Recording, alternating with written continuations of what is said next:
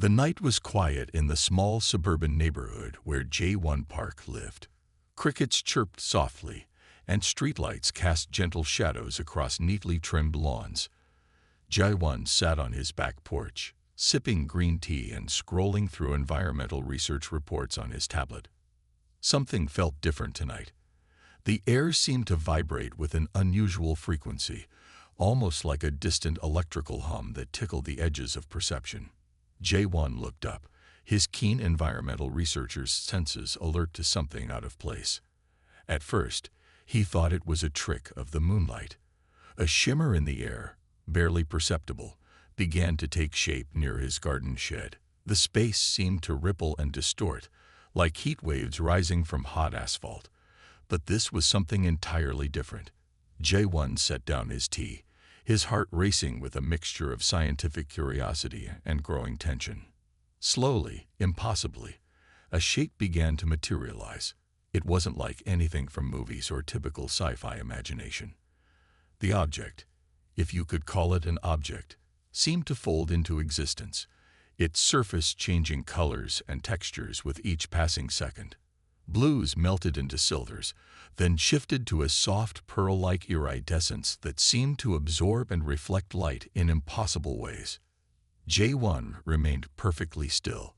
Years of scientific training had taught him observation was key. This wasn't panic-inducing. This was a moment of potential discovery. The shape continued to stabilize, revealing a craft that looked more like a living membrane than a traditional spacecraft. Its edges were smooth, with no visible seams or mechanical components. A soft pulse of light emerged from the craft's surface, scanning the immediate environment. J1 felt the scan pass through him, not physically invasive, but somehow intelligent and precise. It was as if the light was gathering information, understanding the context of its surroundings. Then, a portion of the craft's surface began to separate. It didn't open like a door, but more like a living skin slowly peeling back. Inside, J1 could see movement.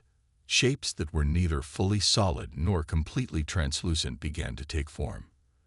The first figure to emerge was tall and slender, moving with a fluid grace that defied human understanding of movement. Its body seemed to shift and adjust with each step, adapting to the gravitational pull of Earth almost instantaneously. Iridescent skin, or was it a suit, reflected the moonlight in mesmerizing patterns. Communication came unexpectedly, not through sound, but through a series of color changes and subtle body movements. J1 found himself understanding the basic emotional state of the being: curiosity, caution, and a profound sense of scientific interest. The being raised what could only be described as a limb, though it moved more like a wave than a traditional arm. A soft holographic projection emerged, displaying complex mathematical equations and geographical data of Earth. Star charts, ecological systems, and atmospheric compositions danced in the air between them. J1 realized this wasn't an invasion. This was a scientific expedition. More figures emerged from the craft, each moving with the same fluid adaptation. They seemed to be studying everything: the grass, the garden shed, the way moonlight reflected off different surfaces. Their movements were methodical, almost like a team of researchers exploring an unknown environment.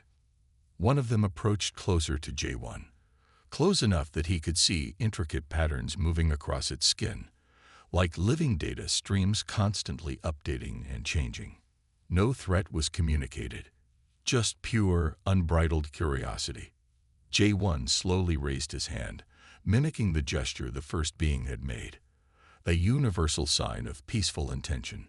The being's skin rippled in response, a communication, a recognition. Something extraordinary was happening. First contact wasn't dramatic or violent.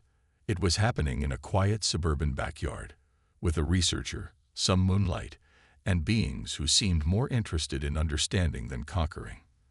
The night continued, filled with silent communication, subtle movements, and the beginning of what would become humanity's most significant encounter. As dawn broke, J1 found himself in an extraordinary situation. The alien beings had not left, but instead seemed completely absorbed in studying every aspect of his small suburban environment.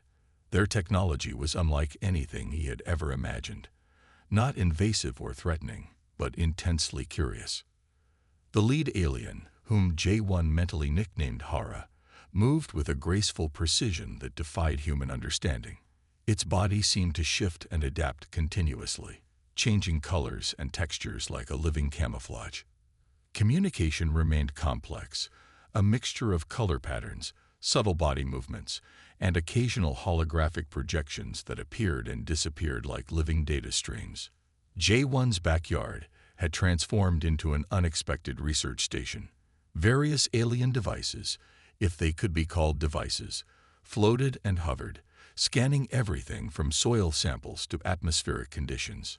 They moved with an intelligence that seemed almost organic, adjusting and repositioning themselves without any visible control mechanism. Hara approached J1, projecting a series of complex mathematical equations that transformed into visual representations of Earth's ecological systems. The message was clear. They were here to understand, not to conquer. Their scientific curiosity was overwhelming, almost childlike in its intensity. Using a combination of holographic translations and intuitive gestures, Hara began explaining their mission. They were researchers from a distant binary star system, studying planetary adaptation and ecological resilience. Earth fascinated them, a planet that had survived multiple environmental challenges, where life continued to evolve and adapt against incredible odds. J1 realized these beings were genuinely impressed by humanity, not for technological achievements or military might, but for the simple ability to survive and continue developing despite numerous environmental threats. Climate changes, natural disasters, resource limitations, humans had consistently found ways to adapt and persist. The alien skin continued to display complex data patterns. J1 noticed how these patterns changed based on their emotional and intellectual responses. When discussing complex ecological systems, the colors became more intense, almost vibrating with intellectual excitement. Surprisingly, Hara seemed particularly confused by human social structures.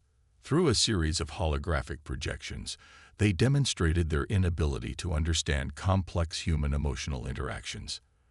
Why did humans create complex social hierarchies? How did emotional connections determine decision-making processes? J1 found himself becoming an unexpected translator of human experience. He explained concepts like friendship, family, and community, not through scientific terms, but through personal stories and emotional context. The aliens absorbed this information with an almost desperate curiosity. Their research methodology was fascinating. Instead of traditional data collection, they seemed to absorb information through a kind of quantum-level observation. Every interaction, every subtle movement became a source of scientific understanding. J1's backyard was no longer just a physical space, but a living laboratory of interspecies communication. As the morning progressed, more alien researchers emerged from their craft. Each seemed specialized in different areas of study.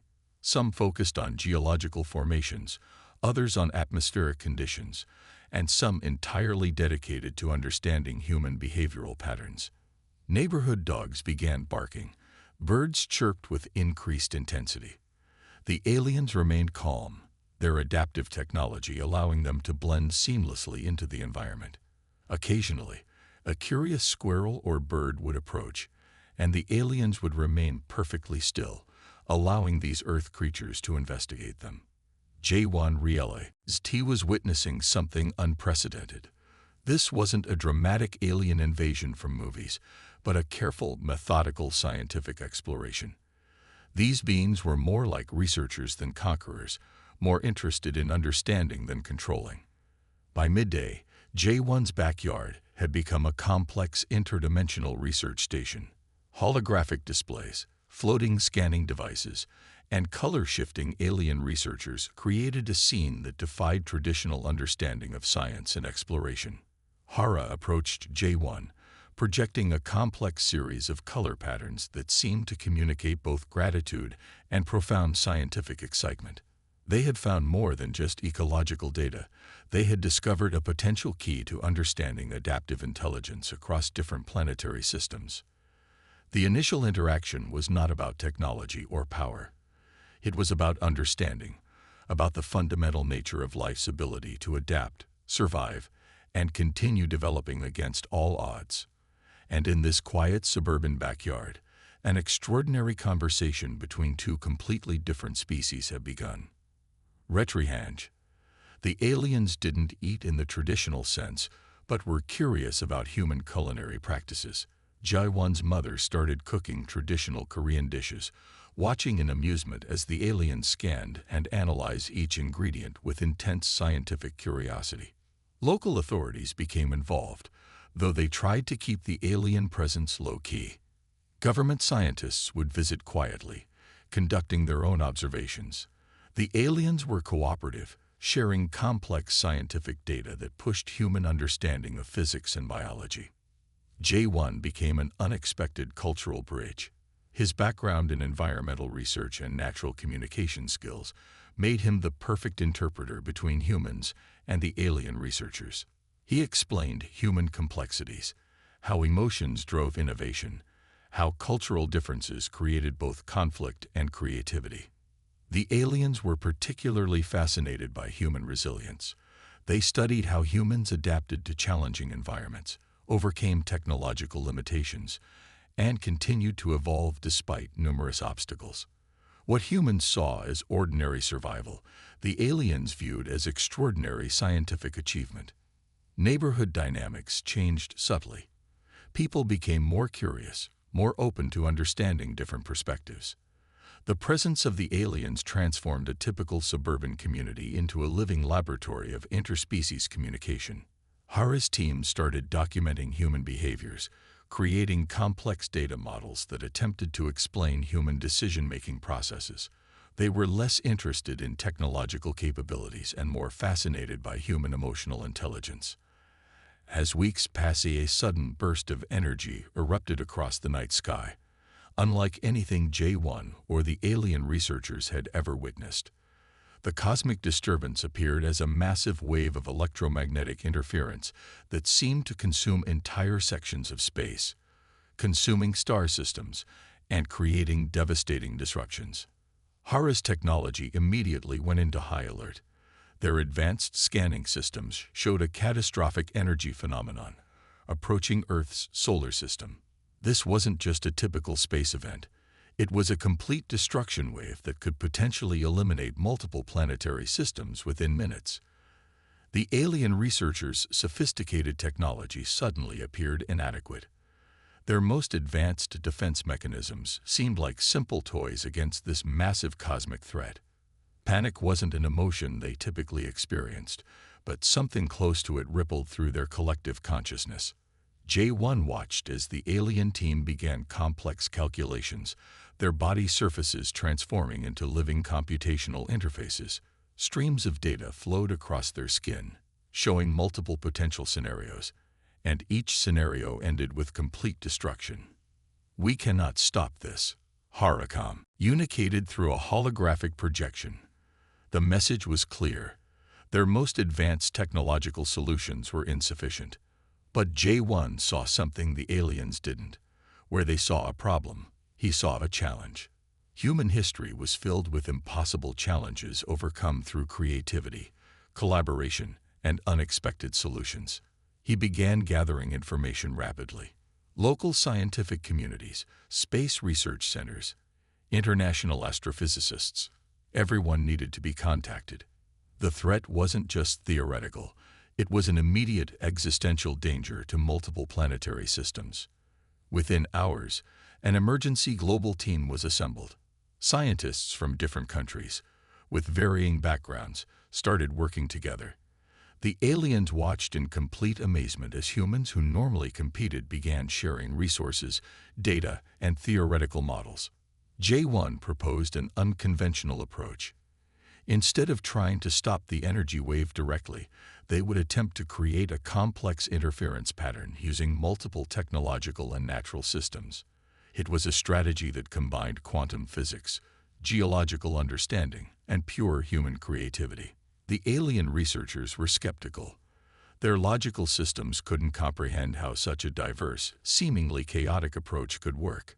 Humans were suggesting using everything from satellite networks to natural electromagnetic fields in ways that defied traditional scientific understanding. As the destructive energy wave approached, tension increased exponentially. Satellites tracked its progress, showing its devastating potential. Mathematical models suggested complete system collapse was inevitable. But humans had something the aliens didn't fully understand: adaptability and collective problem-solving. Each scientific team contributed unique perspectives. A geological researcher in Argentina provided insights about planetary electromagnetic fields. A quantum physicist from Japan suggested complex interference techniques. An environmental scientist from Kenya proposed using natural energy absorption methods. Hara and their team watched in complete fascination. Humans weren't just fighting. They were creating a living, breathing solution that evolved in real time. Their approach was organic, changing constantly based on new information. The energy wave was now dangerously close. Traditional defense mechanisms would have already collapsed, but the human design system began to respond, creating complex counter-frequencies that started to destabilize the destructive energy pattern. It wasn't a clean or predictable solution. It was messy, complicated, and required constant adjustment. But it was working. J1 stood at the center of a global command center, coordinating between human teams and alien researchers. His role was part translator, part strategist, bridging two completely different approaches to problem solving. As the final stages of the intervention began, something remarkable happened. The destructive energy wave didn't just slow down, it began to dissipate. Complex interference patterns created by the human design system were successfully neutralizing the cosmic threat. The aliens were stunned. What their most advanced technologies couldn't solve, humans had managed through creativity, collaboration, and an willingness to try unconventional solutions. Hara's color patterns shifted in what could only be described as pure amazement. Humans had not just survived, they had transformed a potential extinction-level event into a moment of collective triumph. Retrieve, the aftermath of the cosmic crisis, transformed everything. J1 stood at the center of a global celebration that transcended national boundaries, cultural differences, and even species limitations. Humanity had done something extraordinary. They had saved not just their own planet, but potentially multiple star systems from complete destruction. Hara and the alien research team looked at humans with a completely different perspective now. What they had previously considered a primitive species was now revealed as something far more complex and remarkable. Their computational systems struggled to process the incredible collaborative effort they had witnessed. Global leaders gathered in a historic United Nations meeting. Scientists, political representatives, and now alien researchers sat together, discussing the implications of their joint survival. The energy wave incident had proven that collective intelligence could overcome seemingly impossible challenges. J1 became an unexpected global icon. His role in bridging human and alien understanding had been crucial. Media from around the world wanted to interview him, though he remained humble about his contributions. He understood that the triumph wasn't about individual achievement, but about collective human potential. The alien researchers began documenting human behavior with renewed interest. They discovered something profound. Human resilience wasn't just about technological capability, but about emotional intelligence, adaptability, and the ability to collaborate under extreme pressure. Scientific institutions worldwide started receiving unprecedented funding. The cosmic crisis had demonstrated that interdisciplinary approach could solve complex global challenges. Universities began creating new research programs that encouraged radical cross-boundary thinking. Hara's team started a comprehensive study of human problem-solving methods. They were fascinated by how humans could take seemingly unrelated information and create innovative solutions. Where alien logic saw barriers, humans saw opportunities. The global scientific community had transformed. Researchers who were previously competitive now sought collaborative approaches. International boundaries became less significant compared to the potential of collective human intelligence. Technological developments accelerated rapidly. The methods used to counter the cosmic energy wave provided insights into quantum computing, energy management, and complex system interactions. Universities and research centers worked together, sharing information at unprecedented speeds. J1 continued working with the alien researchers, becoming a critical bridge between two completely different intelligent species. His background in environmental research proved invaluable in helping both sides understand each other's perspectives. The cosmic event had done something remarkable. It had unified humanity in a way no previous global challenge had managed. Political differences seemed trivial compared to the collective achievement of saving multiple planetary systems. Alien research teams began establishing permanent research stations on Earth. But these weren't invasion forces, they were collaborative scientific missions. Humans had proven themselves not as a species to be conquered, but as potential galactic partners. Educational systems worldwide started incorporating lessons about collaborative problem-solving. Students learned about the cosmic crisis as a turning point in human history, a moment when collective intelligence proved more powerful than individual technological capabilities. Hara's team continued to be amazed by human creativity.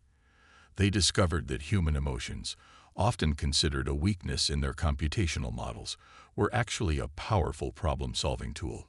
Empathy, imagination, and collective motivation could achieve what pure logic could not. The global economy shifted. Companies that promoted collaborative approaches and interdisciplinary thinking became more successful.